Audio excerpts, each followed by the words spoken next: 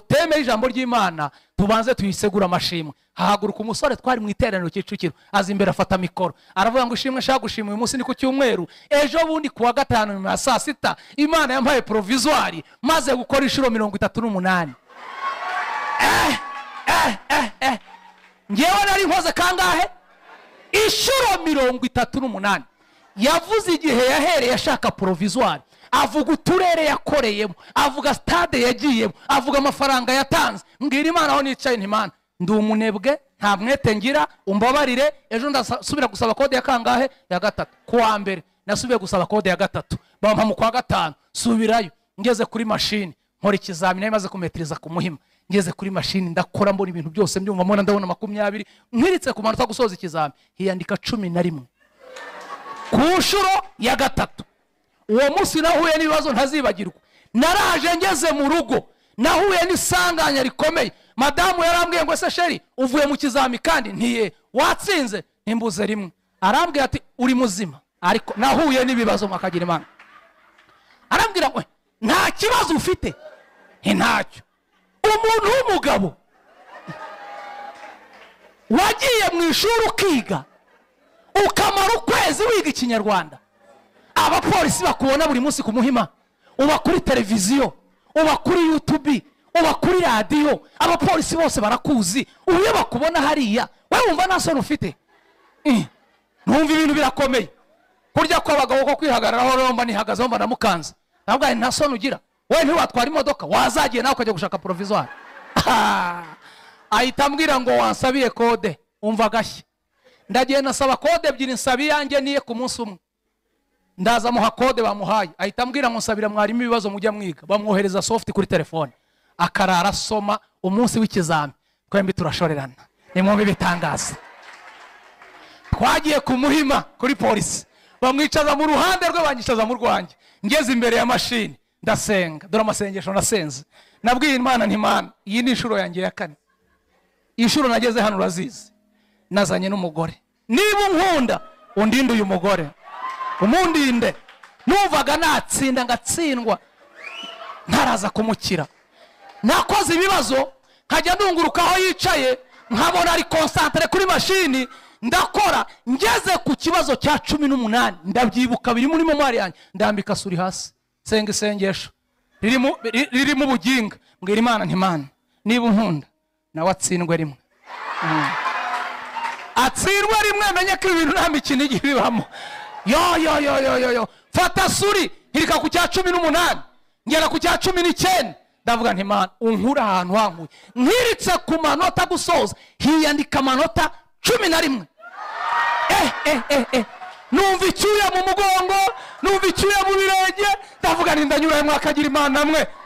Ndambura ikiganza ngo umupolisi ambohore soke. Araza arambwira ngo soka wabuze inota rimwe. Ngeze hanze muri parking yo ku Muhima, nkagara handi mu mapave, kajya nzenguruka mbwira Imana, Imana asoke nawe yababaye tuze gutaha twese dufite ibibazo. Numva ari ibintu bikomeye. Mu minota nk'itanu mpagaze ndi kuzenguruka mbona kubise cyacu cyo kuri polisi, ansanga muri parking yaza yiruka arampobera arambwira ati sheri mbonye 18 ubonye angahe? 18. Ibicyanyo ntabwo byari Twaratashe, urumva ukuntu ratashe. Tugeze mu rugo arambwira ati urumva umeze ute? Ntimeze neza. Ati rero surandihira njye kwiga imodoka. Niwe ko watsinze wabura kujya kwiga imodoka. Ndamurihira agenda ajya kwiga imodoka. Amaze icyumweru ari kwiga, ijwi riransura irambwira ati ariko umugore wawe n'umushoferi azaye gutwara, ubwo nta soni ufite? Subira gusaba kode bwa kangahe? Bwa 5. Ngenda ntamubwiye umunsi w'ikizami ndagenda. Hari ikintu cyantangaje nabonye experience mu provisoire. Umunsi wa mbere njya gukora provisoire nabisize kuri stati. Ngira abantu mu nsengere ngiye gukora provisoire. Ariko ku nshuro ya 5 n'umugore tubana ntiyamenye iyo nagiye. Uryo iyo ukivuga sha utari wabona. Biri gutangaza utari wabona. Naragiye ku nshuro yanjye ya 5 njya mu kizami saa 2:30 nari ntangiye gukora inshuro yanjye ya 5. Akaye musho nta muntu mbere wagira posting wabwiye akantu kose kambagaho na postingaga, ariko bimaze kuranga ntawe nabwiye. Nagiye nacecetse. Mve nawe hari ibicaniro twisenyera, hari n'ibyo dusenya ari twebwe. ku nshuro ya gatanu ndagenda njya kuri mashini mu gitondo saa 2:30 ku Muhima nkora ikizami nkubise gusoza ikizami ku nshuro ya gatanu hiyandika amanota 18.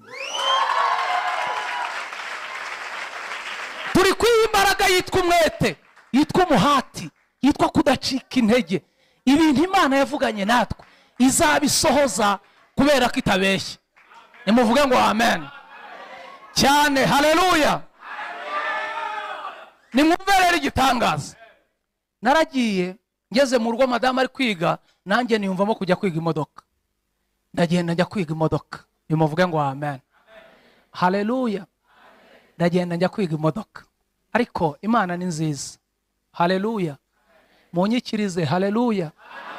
Hari ibintu Imana igomba kuduha tukiri ino kuko turabikeneye. Najyanye na madame muri anniversaire mu mudugudu kwa Rujugiro rwuririya. Ari nijoro dutashye tubura imodoka, mbategera moto we n'umwana. Bajya kuri moto bombi. Moto itobokera ipine hano kwa mutwe mu mabuye bari kumanuka. Bari bapfuye. Gutegera aba bantu moto nanjye na moto murabona ko bidakwiye. Naragiye njya gukora ikizami ku itariki 30 z'ukwa 9. Mosho mvuye kureba perimi ndayifite ngiye. Iyi perimi iyi mvuye kuyifata mu kanya kashize, mvuye kuyizana kuri polisi Rweza Amenyo ngiyi. Narayikoreye ku itariki 30 hasigaye icyumweru kimwe. Umushumba niba byibukana musanze muri biro ari kumwe n'umutware we, ndavuga ni munsengere nibyo nashakaga. Dore ngiyi muzana amavuta ngiyi rwose bona vuba. Nta ibi by'iperimi n'imodoka rwose ntimwitegeka ari kera. Amen. Ni vuba. Nibahaguruke tuyisengere, babanze bahaguruke ngo muhaguruke nyine akandi zajya mbatwara pe. Iya gatatu twaravuze ngo ni ukwemerwa n'Imana ndetse n'abantu. 4 twaravuze ngo ni imyanzuro, ibyemezo ufatira ubuzima bwawe. 5 twaravuze ngo ni ukumenya igihe cyawe. Unyemerere nyaruka niruke nihute dusenge. Shaka kuvuga imbaraga 5 zagufasha kurinda. Kugira gute? Kurinda igicaniro cyawe. Twavuze ngo kugisana ni kimwe, gusenya ibyubatswe ni kimwe, ariko kurinda igicaniro wubatse, kurinda igicaniro wasanye, hari imbaraga ugomba gukoresha kugira ngo kitangirika. Murifuza kuzumva imbaraga ya mbere irinda igicaniro cyawe wasanye, irinda igicaniro cyawe wubatse, ni imbaraga yitwa Umwuka Wera.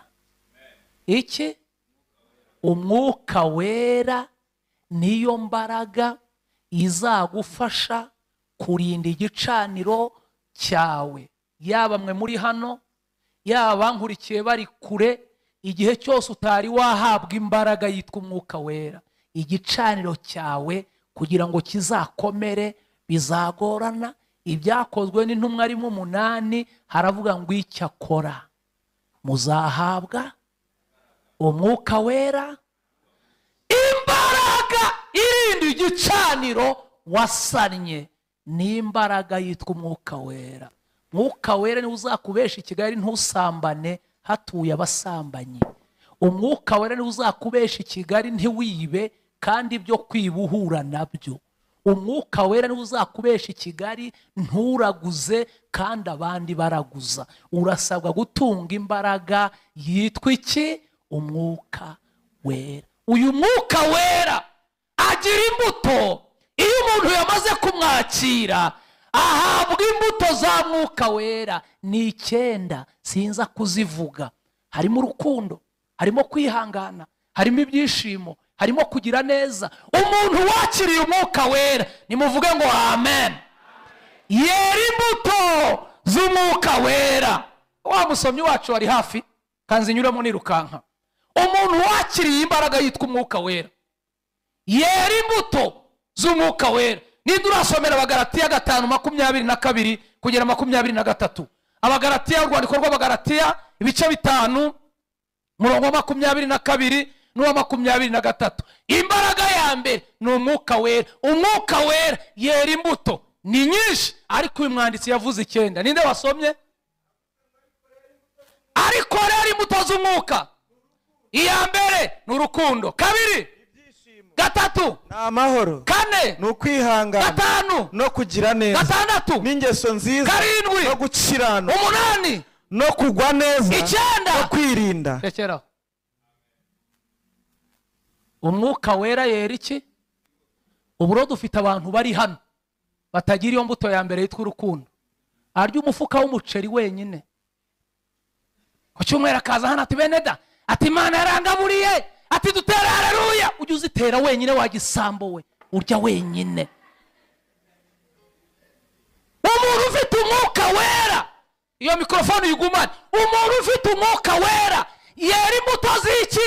Z'umwuka wera. Imbuto z'umwuka wera ni 9. Iya mbere ni iyihe?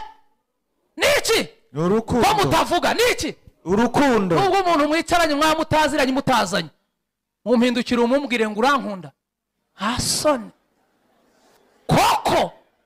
Urukundo rudatanga, urukundo rutera imbuto yo gutanga, ni urukundo rurwaye. Yavuze ngo iya kabiri ni iyihe mwene da? Ibyishimo n'amahoro. Oya, ni ibyishimo, ntago ari ibyishimo n'amahoro. Ibyishimo ni ukwabya, amahoro ni ukwayo. Imbuto ya kabiri ni ibyishimo. Udufite abantu b'abarakare batishima no mu nzu y'Imana, kabona bararakaye. Munkurikire, kabona nta byishimo bagira. No mu rusengero kabona nta byishimo. Mu rugo ugasanga nta byishimo. Tugira umupasiteri wacu muri ADPR, naramubonye yaje kwigisha hano, simbimuvugira, yigeze kutanga ubuhamya, aravuga ngo kubera agahinda n'ibibazo yakuriyemo ngo ntajya yishima, ngo ajya aseka yabyibagiwe. Ngo aseka gusa iyo yabyibagiwe nibwo aseka.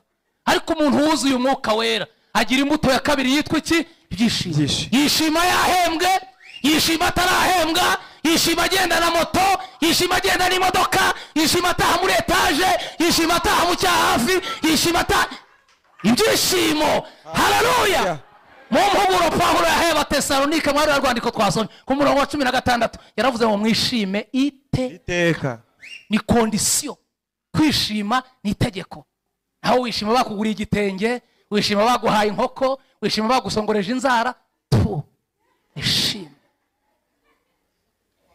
Abana batsinze buri indege babonye visa. Ibyishimo byacu ntibishingiye kuri ibyo, bishingiye ko twuzuye umwuka. Turambura ibiganza. Haleluya. Gatatu, amahoro. Niki? Amahoro. Na amahoro. Ubu abantu babuza amahoro, babuza amahoro bagenda muri vewiti, ndabazi. Babuza amahoro batuye muri etaje, ndabazi.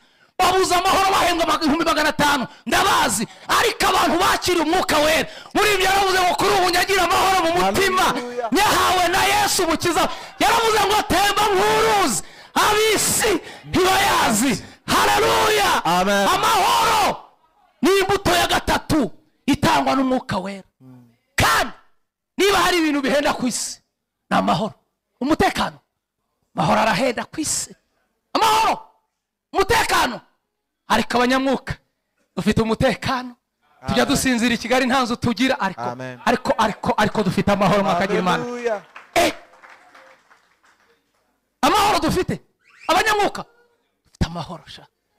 Kiziye na moto ariko nuzuye amahoro n'umugore wanjye, dufite amahoro. Ariko abanyamwuka dufite amahoro. Yugize umugisha ufite umugore w'umunyamwuka nawe uri umunyamwuka, mwibera mu munyenga w'umwuka gusa, ntimumenya ngo bwije bwakeye. Umwuka wera atanga amahoro. Kane, kwihangana. Kwihangana. Yakobo yandika 12 yaravuze ngo hahirwa umuntu wihanganira n'umugerageza. Wa mugore we ugomba kwihanganira umugabo wawe. Uriya mugabo nta wundi muntu ari kumushobora. Mugabo ureba kuriya yari wawe, wa mugabo we, uriya mugore wawe nta wundi mugabo ari kumushobora. Mwihanganire. Kwihangana kugira gute? Kwihangana. Nari mu giterere cy'abashakanye Kacyiru, mvuga ibintu 10 bikuza urugo rw'abashakanye rukamara imyaka myinshi rwishimye. Mvugamo ikintu cya mbere cyitwa mwaramutse kubararanye. Umugore n'umugabo iyo bararanye, ijambo rya mbere mu gitondo ni ijambo ribwira uwo mwararanye ngo mwaramutse mute. Ufite abantu babyuka nk'amatungo. Karana n'umuntu bugacya, ntumubwire ngo waramutse ute. Ndavuga ngo icya kabiri gikuza urugo rw'abashakanye ni amagambo meza babwira niyo basohotse mu rugo. Mugisohoka mugiye, hindukira umugabo cyangwa umugore wawe, mubwire uti sheri wambaye neza. Cyo ni ijambo rya kabiri rikora. ijambo rya gatatu ni ijambo ryitwa merci. Maze kurya dufite abagabo barya nk'amatungo, ugahaguruka ku meza udashimiye umuntu watetse, merci. Vuga ijambo rya kane ryitwa guhana gift, guha impano uwo mwashakanye. Dufite abantu baherutse impano muri dote.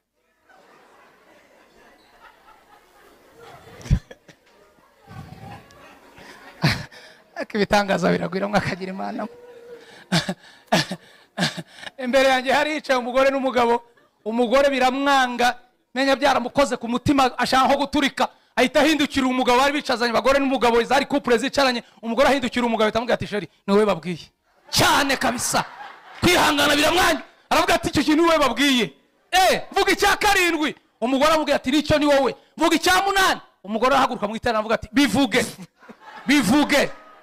Narangije kuvuga bahita baka mwarimu w'itorero nimero yanjye, ngeze mu rugo mbona 0 wisa 30 irampamagaye.